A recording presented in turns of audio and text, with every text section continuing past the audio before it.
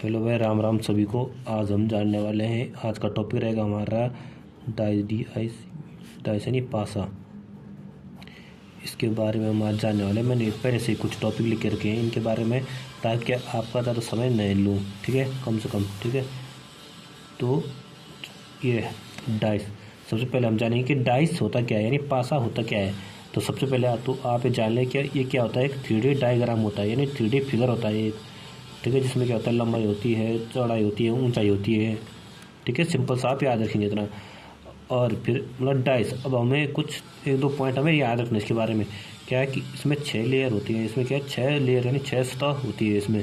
जैसे 1 2 3 4 5 6। आपने बचपन में लूडो खेला होगा तो उसमें देखा होगा आपने, क्या होता है उसमें 6 तक अंक होते हैं उसमें।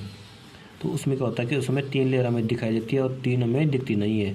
जब हम डाइस को ऐसा खड़ा रखेंगे सीधा, तो उसमें हमें क्या है, 3 दिखाई देगी, 3 दिखाई नहीं देगी, ठीक है। तो थोड़ा इधर आ जाते हैं, देखो मैं लिखा हूँ यहाँ पे डाइस, यानी जिसको हम लूडो बोलते हैं अपनी भाषा में।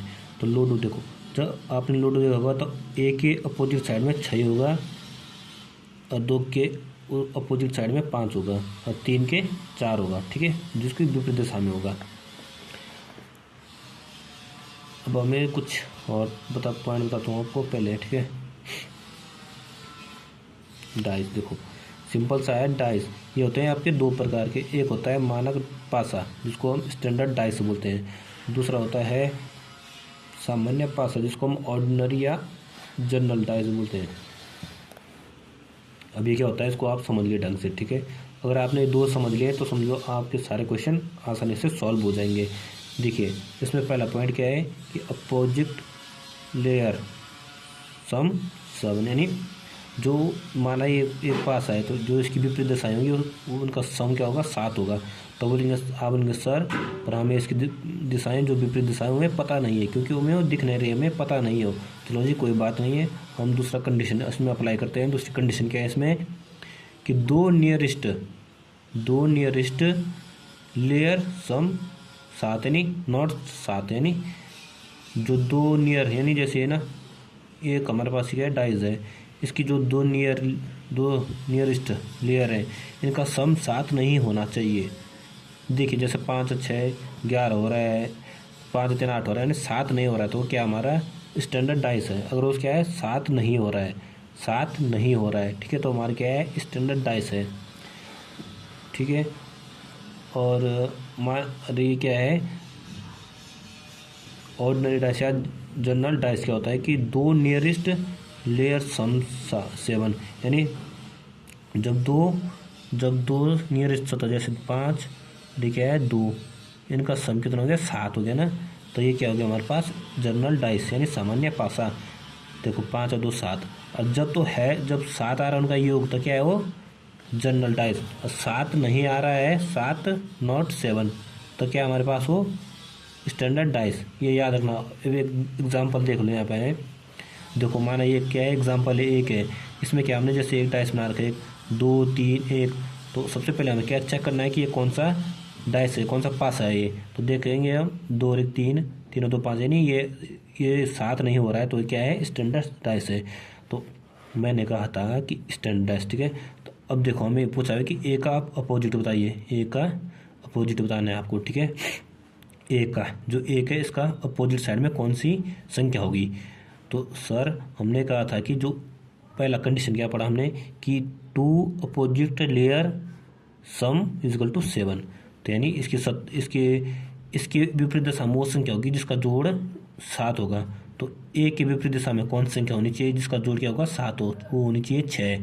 वैसे अगर हम 3 की बात करें तो 3 के विपरीत दिशा में कौन सी संख्या होनी चाहिए जिसका सम 7 हो, कौन सी होनी चाहिए, 4, क्योंकि 4 + 3 7।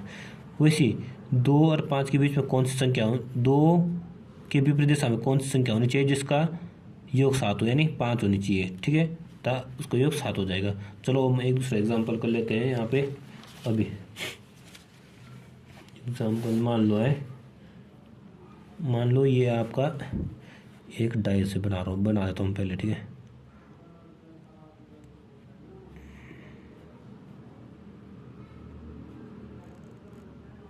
ठीक है, माना यहाँ पे क्या है, यहाँ पे 6 है, यहाँ पे 5 है, यहाँ पे 3 है, ठीक है। अब सबसे पहले हमने क्या करना है, चेक करना है कि कौन सा डाइस है। तो देखो चेक करने का तरीका है, पहले इनको जोड़ो, 5 3 8 हो रहा है, 6 5 11 9 हो रहा है, मतलब ये स्टैंडर्ड डाइस तो नहीं है। क्योंकि अगर स्टैंडर्ड डाइस क्यों नहीं, क्योंकि दो नियरेस्ट लेयर का सम 7 नॉट मतलब नॉट इज इक्वल टू 7, कि दो नियरेस्ट लेयर का जो सम है वो 7 नहीं होना चाहिए। तो ये क्या आ जाए आपका स्टैंडर्ड डाइस है। ठीक है, तो अगर मैं पूछूं आपसे जी कि 5 के अपोजिट साइड में कौन सी संख्या होगी, तो सर आप कहेंगे 5 के अपोजिट साइड में मैंने बोला था कि दो opposite layer is sum is equal to 7। ठीक है, तो इसके अपोजिट में कौन सी संख्या होनी चाहिए कि जो 7 आए। तो 5 और 2 कितना होता है 7, आ गया 7 बस। इसके यानी इसके अपोजिट साइड में होगी दो संख्या 2। वैसे अगर मैं 6 के बारे में पूछूं तो 6 के अपोजिट साइड में कौन सी संख्या होनी चाहिए जो 7 आए, यानी 1 होनी चाहिए।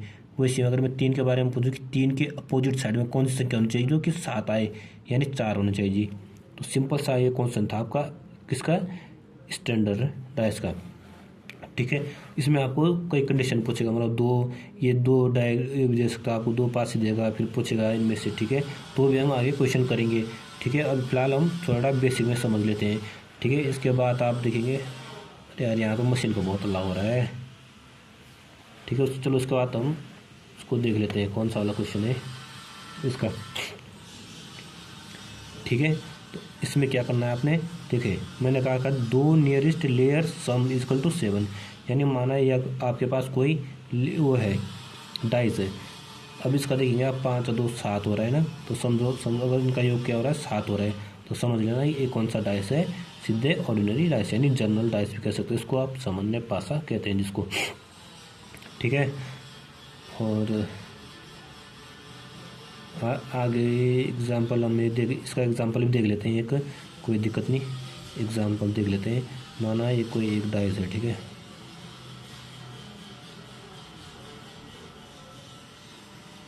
है, यहाँ पे माना 5 है, यहाँ पे 2 है, यहाँ पे 3 है सर।